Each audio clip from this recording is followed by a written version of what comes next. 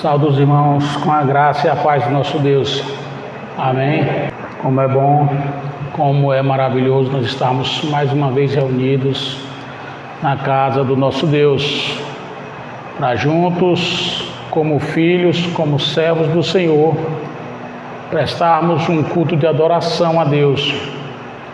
Nesta oportunidade eu quero convidar os irmãos para nós abrirmos a palavra de Deus no livro de Oséias. Nós faremos a leitura do versículo 1 até o versículo 9. Versículo 1 até o versículo 9.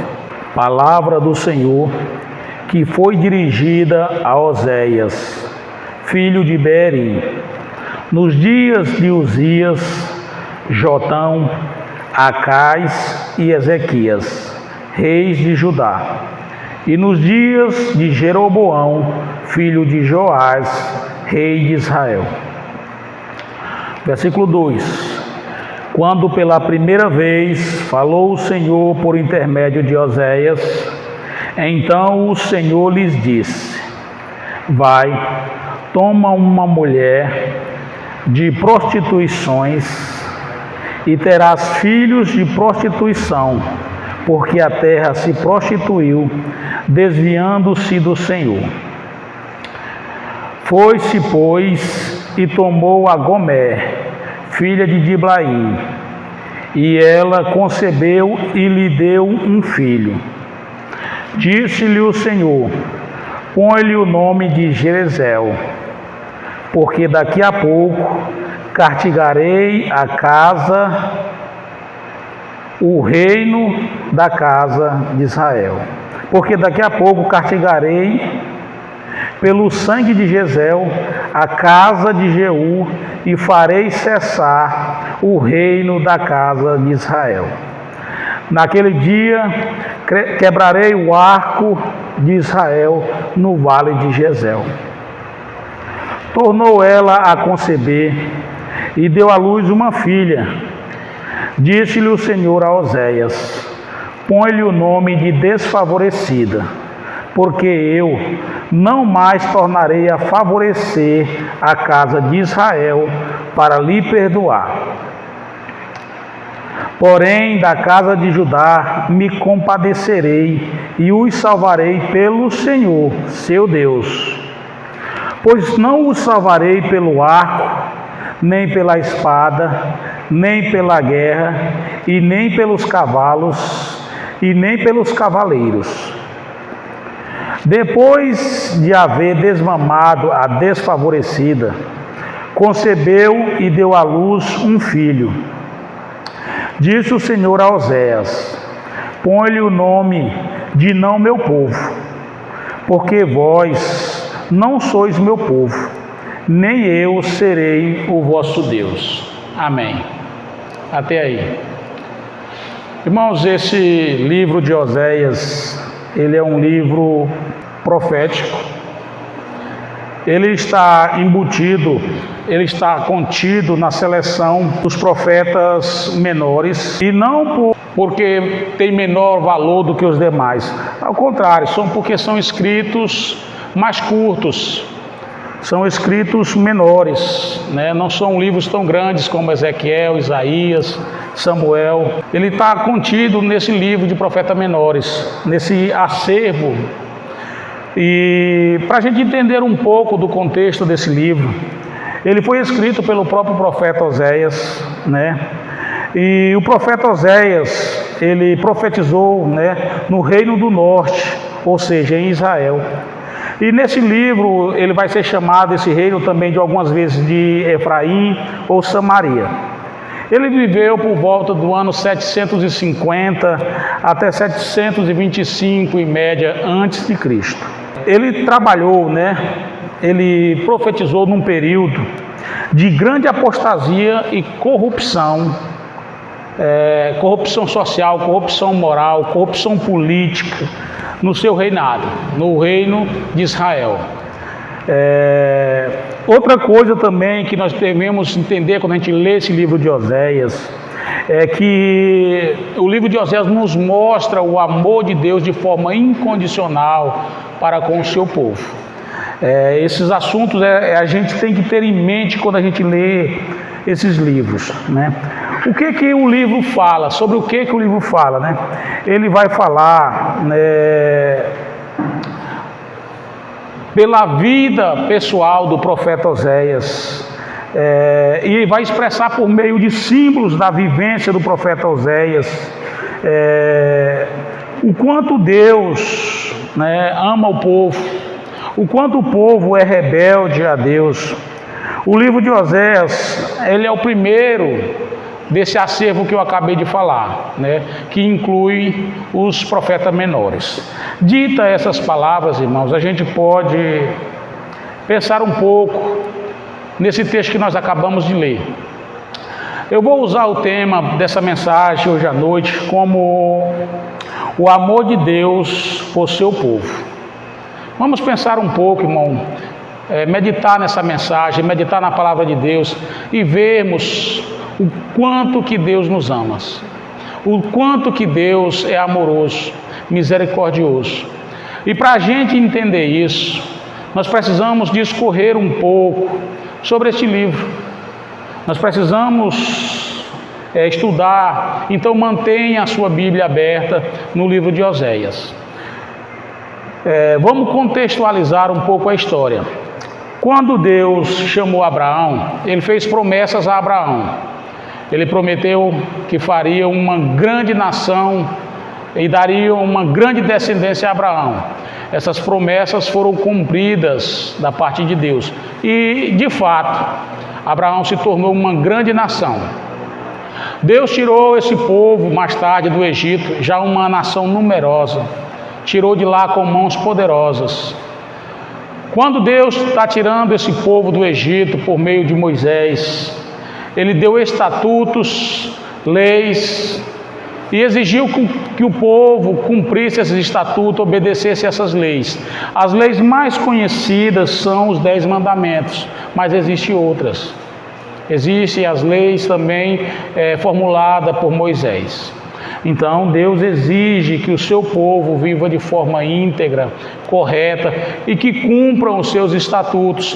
Faz uma aliança com aquele povo e agora esse povo tem como objetivo, né, servir a Deus, adorar a Deus. O mandamento mais importante dos 10 mandamentos é amar o Senhor teu Deus acima de todas as coisas, com todo o teu entendimento, de todo o teu coração. E esse mandamento vai ser expressado de 2 ou 3 formas lá no Decálogo. Não terá outros deuses diante de mim. Não falarás o nome do Senhor teu Deus em vão. E esses mandamentos, eles expressam exatamente tudo isso. Amar a Deus acima de todas as coisas. Confiar em Deus antes de confiar nas demais coisas. Mas, aqui no contexto de Oséias, isso não está acontecendo. Isso não está acontecendo e Deus se sente traído. Deus se sente aqui...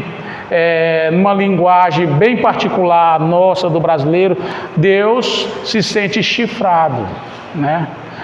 Deus se sente traído pelo povo que Ele escolheu, que Ele elegeu, que Ele tirou do Egito, supriu todas as suas necessidades e agora este povo está se voltando contra Deus.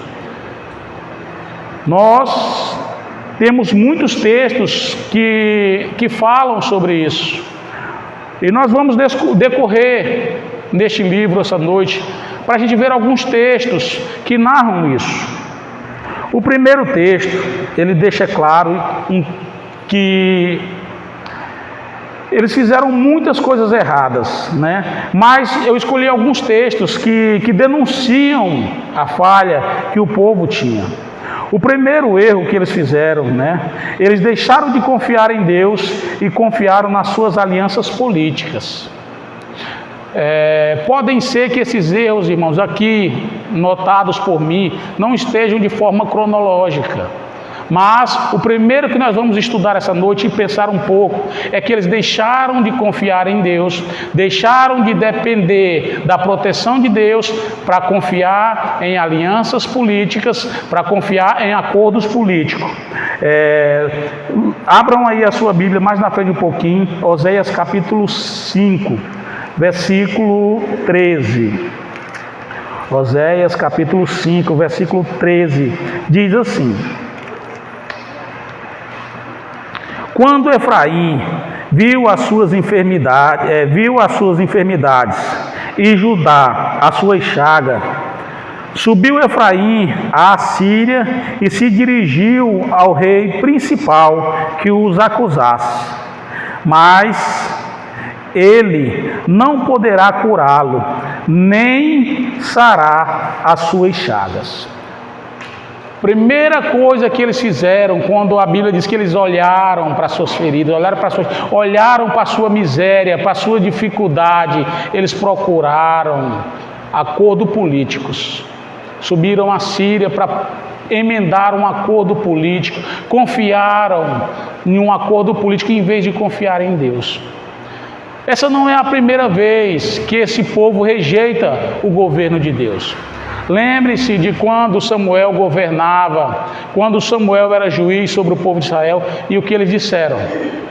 Eles rejeitaram o papel do juiz Samuel e disseram claramente: olha, nós queremos um rei, constitui, pois, um rei sobre nós.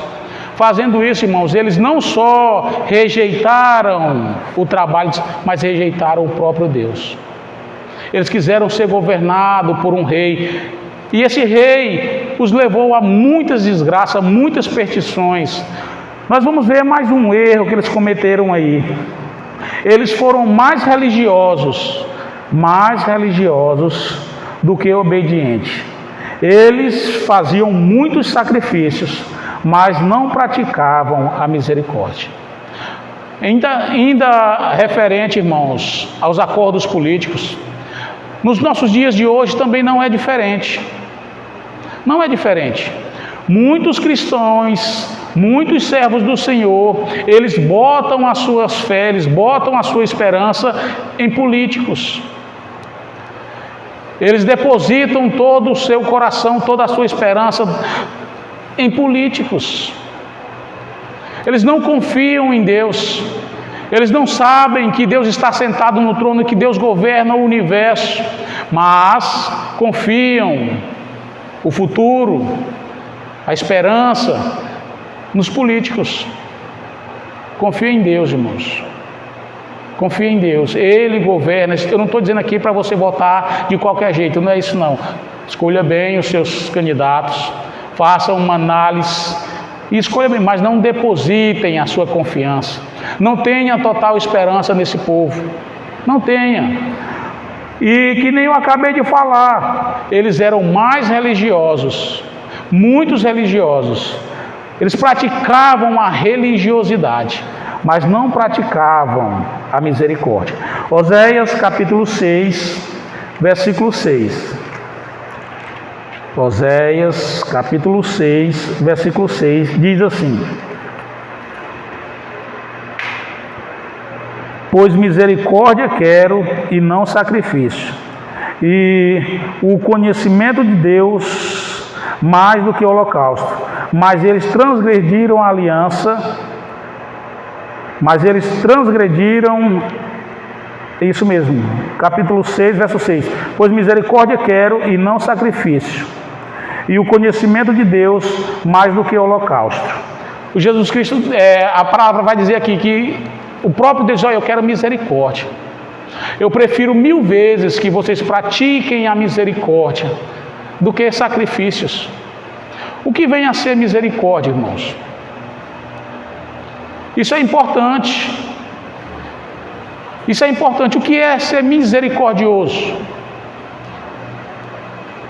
É se colocar, irmãos, no lugar do próximo, compreender o próximo, sanar a necessidade do nosso próximo, ajudar. De outra forma, tem muito a ver com a piedade. Seja um cristão piedoso. Seja um cristão que louva a Deus, que ama a Deus, amando também ao próximo, ajudando o próximo, praticando essas coisas. Não só um religioso que sai da sua casa todos os dias, vem para o culto, senta aí, ouve a palavra de Deus, canta louvores e sai daqui vazio, sem amor ao próximo, sem transformação, mas diz que está sacrificando. Nós viemos apresentar o nosso custo racional a Deus como forma de sacrifício. E isso é um mandamento de Deus, mas também é uma exigência de Deus que nós tivemos que tratar as pessoas com misericórdia. Nós devemos ser misericordiosos. É uma bem-aventurança da palavra de Deus, bem-aventurados os misericordiosos. Então, irmãos, pratique a misericórdia. Pratique a misericórdia. Eles eram muito mais religiosos do que misericordiosos. Eles transgrediram, eles quebraram a aliança, a exemplo de Adão. Assim como Adão quebrou aquela aliança que Deus fez com ele lá no Éden. Olha, Adão, não coma da fruta, porque no dia em que você comer, você vai morrer. Adão comeu da fruta, morreu. Houve separação entre Adão e Deus. A semelhança de Adão aconteceu também com este povo. Veja aí Oséias capítulo 6, agora o verso 7, né? Oséias capítulo 6, verso 7. Diz assim, ó: mas eles transgrediram a aliança como Adão. Eles se portaram aleivosamente contra mim. Eles se voltaram contra Deus, quebraram aquela aliança que Deus fez com ele. Só eu serei o seu povo, vocês serão o meu Deus. Se vocês me buscarem, se vocês me acharão, eu serei achado de vós. Eu não me ocultarei de vocês. Mas eles transgrediram, eles quebraram a aliança, a exemplo de Adão. Esses textos, irmãos, que nós estamos lendo, é para comprovar que Deus realmente tem motivo para estar se sentindo traído. Porque o pessoal praticou tudo isso mesmo depois de Deus ter arrancado eles do Egito, ter chamado Abraão, separado, feito uma grande nação, ter abençoado aquele povo, ter dado a eles uma terra que mana leite e mel, ter cuidado deles, ter suprido todas as suas necessidades, e eles agora estão praticando tudo isso. Então nós estamos lendo esses textos para comprovar que há razão em Deus quando Ele diz que o meu povo se afastou de mim. O meu povo estão indo por outro caminho. Eles fizeram mais uma coisa, e isso mais ainda terrível. Eles cometeram a apostasia. O que é a apostasia, irmãos? Isso é importante para nós. Apostasia é justamente isso, é abandonar a fé. Abandonar a fé, negligenciar a fé. Então eles cometeram esse pecado de apostasia também. Capítulo 11, versículo 7. Capítulo 11, versículo 7. Ele diz assim, ó: porque o meu povo é inclinado a desviar-se de mim. Se concitado a dirigir-se acima, ninguém o faz. Ele diz o seguinte, olha, o meu povo, ele é inclinado a desviar-se de mim. O povo de Deus, ele é pendente a desviar-se de Deus. E quando alguém os incita a voltarem para o alto, ninguém faz isso. O que ele está dizendo aqui, em outras palavras, é o seguinte: o meu povo, eles se desviam do caminho, eles se afastam de mim. E quando alguém chega para eles e os aconselha a voltar para Deus, a voltar para o alto, a olhar para o alto, ninguém faz isso. Ninguém volta para Deus. Ninguém volta para Deus. Então eles cometeram o pecado de apostasia. Outro pecado que eles cometeram foi de idolatria. O capítulo que fala sobre isso é o capítulo 13, o versículo 2. Diz assim, ó: agora pecam mais e mais. Vejam bem o que ele está dizendo. Agora, pecam mais e mais. E da sua prata fazem imagens de fundição, ídolos segundo o seu conceito, todos obras de artífices, e dizem, sacrificai a eles homens, até beijam bezerros. Agora o profeta Oséias está dizendo aqui, olha, e eles pecam mais e mais ainda. Eles pegam o ouro, a prata, que são bênçãos de Deus, que são concedidas por Deus através da prosperidade, isso são bênçãos, eles pegam agora, e até com esses objetos, eles fazem imagens de fundição. E não só isso, eles fazem imagem de fundição e agora induzem o povo a sacrificar a isso. E eles chegam a tal ponto de se curvar e beijar um bezerro.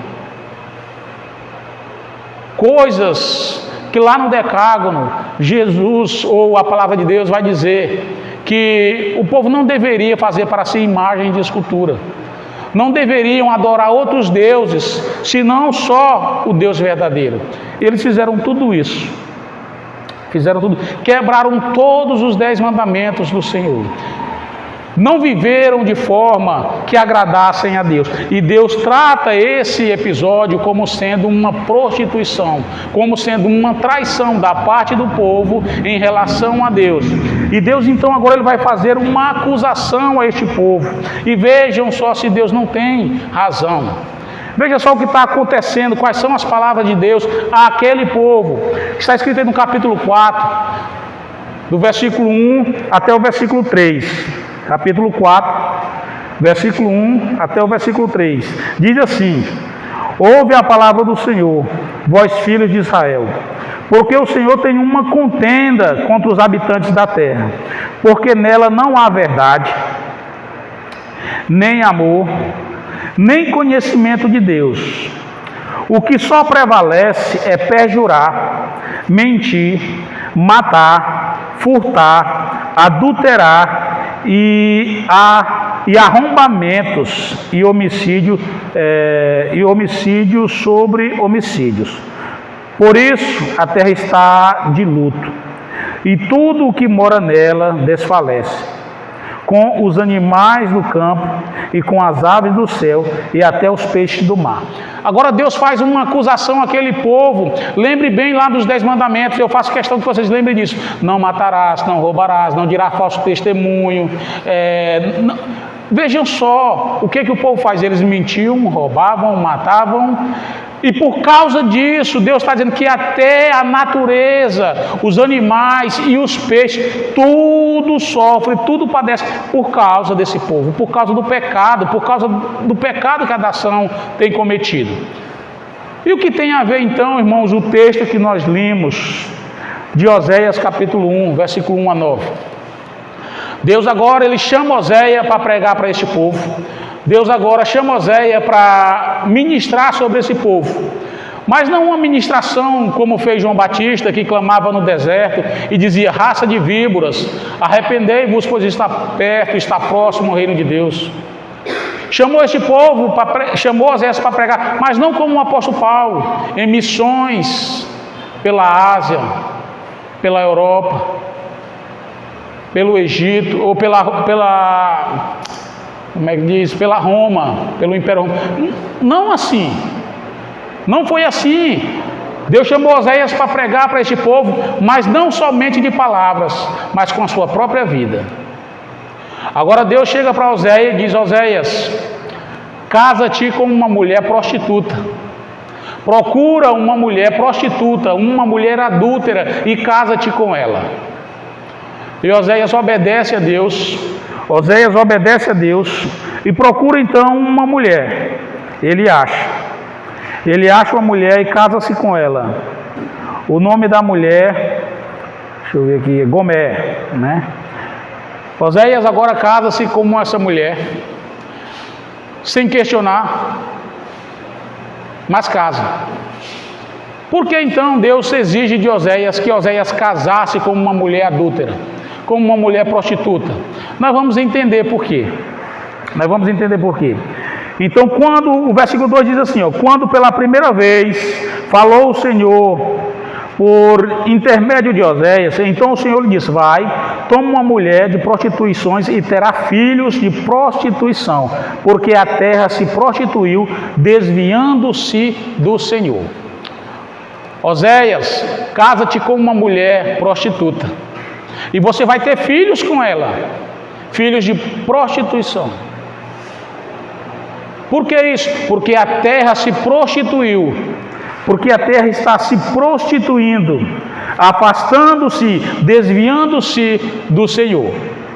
Oséias foi então, casou-se agora com essa mulher, então ele obedeceu, que nem diz o versículo 3 aí, e ele diz, foi-se, pois, e tomou a Gomer, filha de Dibraim, e ela concebeu e lhe deu à luz um filho, Jezeel, e lhe deu à luz um filho. Deus disse a Oséias, coloca o nome desse rapaz de Jezeel. Jezeel. Que nome difícil de falar, mas esse nome não é apenas difícil de pronunciar, tem uma razão porque Deus escolheu esse nome, tem uma razão, há um significado, porque Deus escolheu esse nome para pôr naquele menino. Porque daqui a pouco castigarei pelo sangue de Jezeel a casa de Jeú e farei cessar o reino da casa de Israel. Farei cessar o reino da casa de Israel.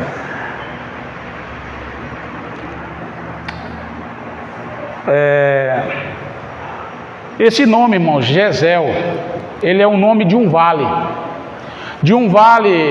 que houve uma grande batalha, uma batalha sangrenta,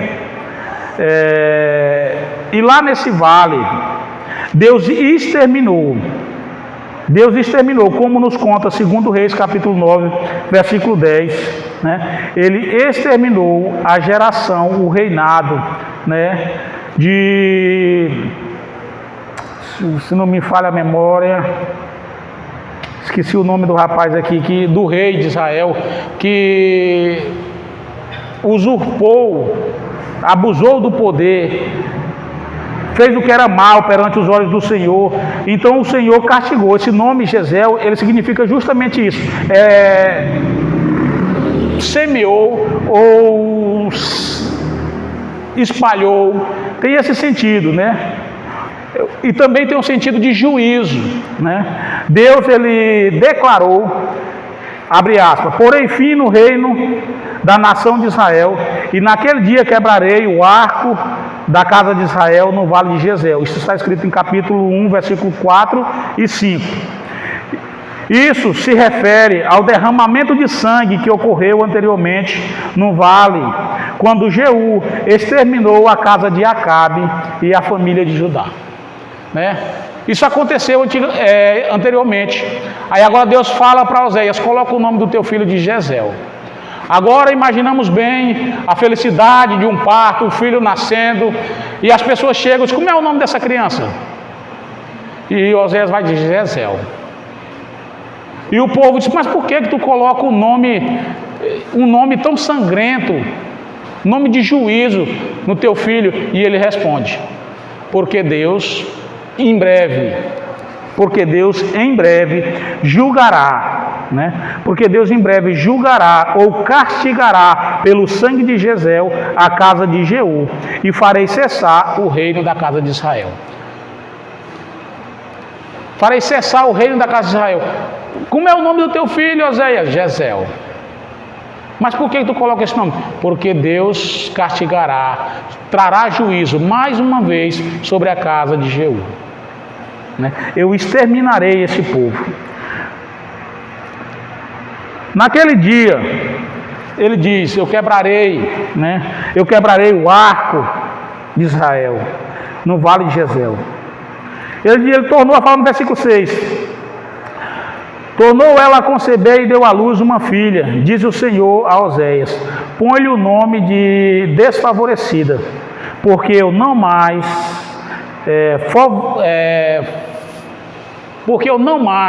terei misericórdia, porque eu não mais tornarei a favorecer a casa de Israel. Irmãos, o que significa favorecer? O que significa favorecer? Essa expressão ela é muito comum em nosso meio, né? Pessoas têm 2, 3 roupas, mas tem uma que é favorita. Pessoas têm prazeres, têm coisas que eles gostam, mas tem coisas que é favorito dele, ele gosta de fazer coisas. Favorecido, né? A expressão correta, ele diz: não mais a casa de Israel será favorecida da minha parte, agora elas serão não favorecida. E o povo pergunta: como é o nome dessa criança? Como é o nome E ele diz: a não favorecida. Não favorecida? Por que isso? E ele responde, né? Porque eu não mais tornarei a favorecer a casa de Israel para lhe perdoar. Veja bem, irmãos, o povo de Deus, ele sempre foi favorecido, porque Deus perdoa-lhe os pecados. Deus perdoa as nossas transgressões. Deus perdoa não só as nossas, mas de todo aquele que crê e pede perdão dos seus pecados. Então nós somos favorecidos. Isso de fato é assim. Nós somos favorecidos, somos amados por Deus, abençoados por Deus. Mas o que nós damos em troca? O que nós damos em troca? Muitas das vezes o Senhor nos ama. Muitas das vezes o Senhor nos tira do caminho de perdição e nós não somos gratos a Ele. Se você continuar lendo o livro de Oséias, você vai se deparar com um texto que Deus supre a necessidade daquele povo. Deus dá cobertas de lã, de pele de ovelhas, supre as suas necessidades, dá tudo o que eles precisam. E eles dizem: foi Baal quem me deu. Foi Baal quem me deu. Quando aqui Oséias tem o seu terceiro filho, as coisas começam a mudar ainda mais no seu relacionamento pessoal. Versículo 7, versículo 8. Depois de haver desmamado a desfavorecida, concebeu e deu à luz um filho. Disse o Senhor a Oséias: põe-lhe o nome, não meu povo, porque vós não sois meu povo, nem eu serei o vosso Deus. Terceiro filho, e a mesma imagem vem à minha cabeça. Como é o nome dessa criança? Não meu povo. Não meu povo? Oséias, tu tem um gosto terrível para nome de filhos, hein? Pois é, porque Deus está dizendo: vocês não são mais o meu povo, e nem eu sou mais o vosso Deus. Por quê? Porque vocês transgrediram, vocês quebraram a aliança, a exemplo de Adão. Vocês fizeram tudo isso.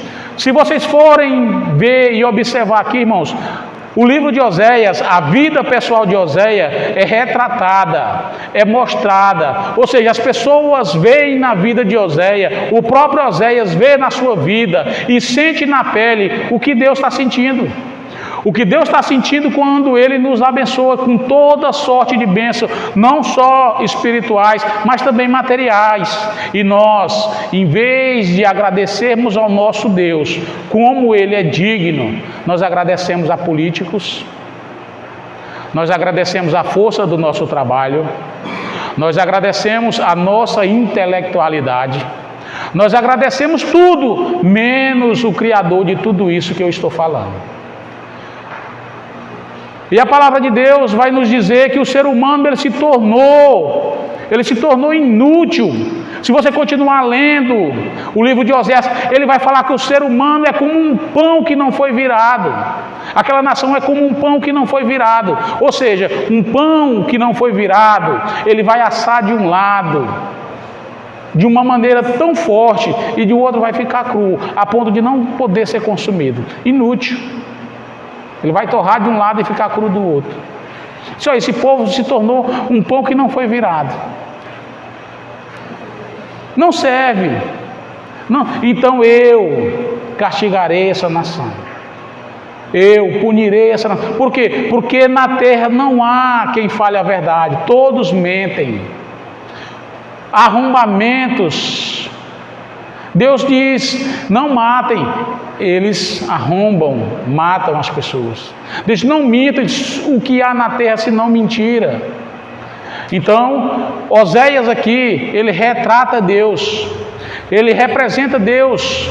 Essa parábola que a gente vê, Oséias conta, ele retrata Deus. Oséias aqui, ele está para nós, mostrando como Deus se sente. Oséias aqui, ele é a figura de Deus, marido amoroso, que cuida da esposa, que supre as suas necessidades. E a esposa representa a nação de Israel daquela época. Infiel, que trai quem tanto lhe ama, que se entrega às paixões, se entrega a outro homem, se entrega aos prazeres. Quando Oséias tem o seu terceiro filho, a expressão que dá, a expressão que a gente tem é que ela abandona agora o seu lar, ela abandona o seu esposo e foge totalmente. E a gente tem essa compreensão porque mais na frente a gente vai ver o que aconteceu com ela. O que parece aqui agora é que ela se vende à prostituição, ela sai da sua casa e vai ter a sua vida de prostituição, ela vai viver a sua vida de prostituição a tal ponto de ser agora tida como escrava. Escrava, não posso dizer que foi uma escrava sexual, alguma coisa do tipo de alguém, mas ao que parece agora é que ela é escrava de alguém, ela não é mais uma pessoa livre. Ela abandonou o seu lar, ela abandonou a sua casa, ela abandonou o seu marido, como a igreja hoje está fazendo com Deus. Muitas igrejas têm voltado as costas para Deus, pregando coisas que Deus não ensina, ensinando coisas que Deus não quer que seja ensinado, e vivendo de forma que Deus nunca, de forma alguma, ensinou ou cobrou que nós vivêssemos assim. Então, quando a sua esposa vai embora, Oséias agora fica, marido traído, sofrendo, envergonhado. Imagine bem para a cultura da época o que vem a ser um marido traído, uma esposa infiel. Então agora o Senhor vai e fala com Oséias mais uma vez. Diz o Senhor a Oséias no capítulo 3: disse-me o Senhor, Oséias relatando o caso, falou para mim o Senhor. O que o Senhor falou? Ele disse: vai outra vez, ama uma mulher amada de seu amigo e adúltera, como o Senhor ama os filhos de Israel, embora eles olhem para outros deuses e amem bolos de passa. Agora o que Oséias faz? Ele diz: eu comprei-a, pois, para mim, por 15 peças de prata e 1 homer e meio de cevada. Versículo 3: e lhes disse: tu esperarás por mim muitos dias, não te prostituirás, nem será de outro homem, assim também eu esperarei por ti. Mais uma vez Deus fala a Oséias: Oséias, vai mais uma vez e ama uma mulher prostituta do teu amigo. Oséias foi, e chegando lá, não só isso, ele comprou agora com preço. Ele comprou agora com preço, o preço de um escravo. Só agora tu é minha, tu me pertence. Agora tu pertence a mim, tu é posse minha, eu te comprei. O que então tu vai fazer? Tu vai esperar por mim. Tu vai esperar por mim e não te prostituirás mais. Não serás nunca jamais de outro homem. Irmãos, isso representa o que Deus fez conosco ao enviar o seu Filho amado Jesus para morrer naquela cruz, para nos resgatar. Ele pagou o preço, Ele nos comprou com o preço de sangue e exigiu de nós que nós nunca mais andássemos segundo outros deuses, nunca mais abandonássemos o nosso Senhor, Deus verdadeiro, para andar segundo as nossas próprias paixões. O que nós aprendemos aqui, irmãos? O que fica para nós? O que nós devemos tirar dessa mensagem de Oséias? E a mensagem, irmão, que fica para nós é a que eu falei no começo do tema da mensagem: o amor de Deus por seu povo. Mesmo nós temos traindo a confiança de Deus, mesmo nós tendo se voltado contra Deus, muitas vezes murmurado, Ele ainda assim nos amou. Enviou o seu Filho para morrer em nosso favor, para salvar cada um que acredita na remissão do seu Filho Jesus. Então, irmãos, o que fica para nós é isso: o amor de Deus por cada um de nós é gigantesco, a tal ponto de enviar o preço para resgatar a nossa alma, para resgatar a nossa vida, que até então éramos escravos, que nem a Bíblia mesmo diz: outrora nós éramos escravos do pecado. Nós só fomos libertos porque Jesus pagou o preço da nossa liberdade. O conselho que Oséias nos dá aqui é que nós, como esposa, nunca mais saímos por aí a trair o nosso esposo, que é Cristo.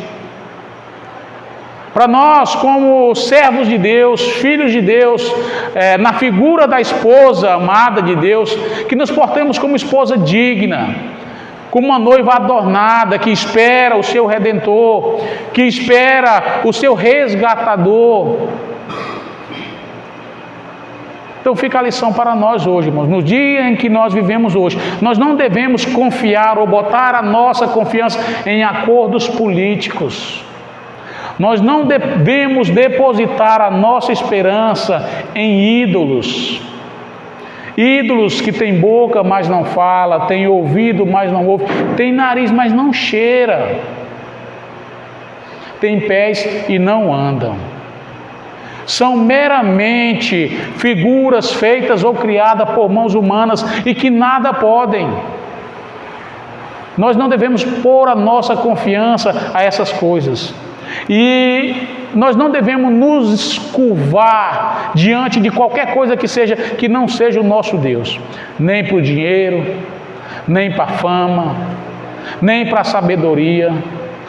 Nada deve tomar o lugar que é de Deus em nosso coração, porque uma vez que isso acontece, é como que nós estamos traindo a Deus.